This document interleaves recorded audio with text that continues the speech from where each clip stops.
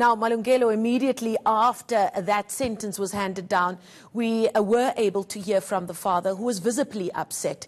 He said to the reporters there that he doesn't have a forgiving spirit at that time. He was still angry. And indeed, I believe the words were that he was disgusted by the sentence. What more can you tell us about the reaction from the community there to that sentencing?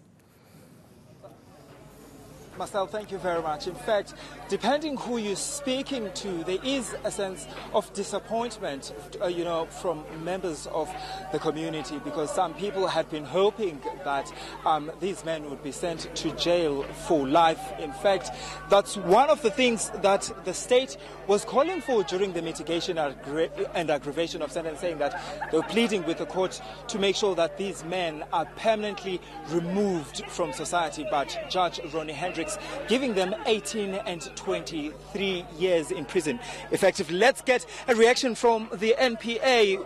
Thembeka Mbadu is here. Thank you so much for joining us. I mean, the NPA had been pushing that these men must be removed from society permanently. That did not happen.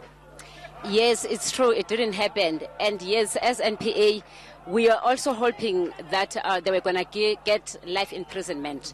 But after listening carefully to the judge as he was passing his sentence, we have accepted the sentence, we understand, and we believe that it is an appropriate sentence in these given circumstances. I mean, does it send a strong message, though, as the NPA, when you look at it? Does it send a strong message?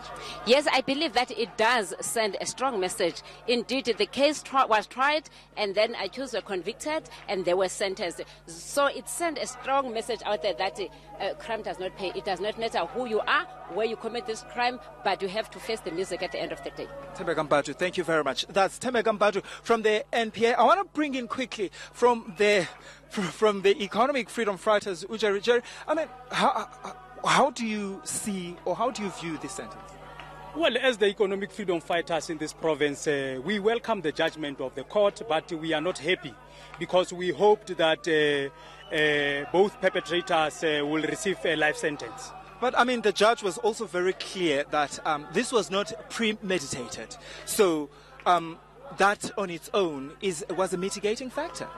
Yeah, but you'll remember that, Malungelo, that our province is infested with racism. I mean, not long ago, we saw racism in Swazrenek, we saw racism in Ventersdorp, and we thought that a life sentence will send a clear message in terms of ensuring that people no longer engage in activities of this nature. I mean, what are you, as the economic freedom fighters, doing in making sure that there is reconciliation in that particular community, that black and white live together in harmony? Because when you're speaking to some community leaders from that particular community, they're saying that that's actually what they want. Yeah.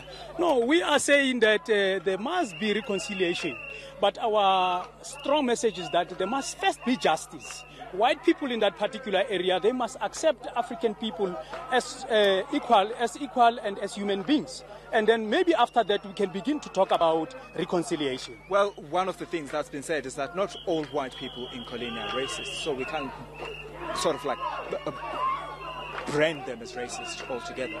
We agree, but majority of them, they are still arrested in the past. They still believe that they are more superior to African people in that part of the province. So we hoped as the organization that maybe the judge will take all these factors into consideration when passing the judgment. Jerry Matebese from the Economic Freedom Fighters, thank you very much, sir. Thank you. Marcel, it's over to you. Later on at lunchtime, we'll also be getting reaction from the representatives of the ANC here in the Northwest. We'll talk to you then. Thank you for that update. ENCA's Malungelo Boy.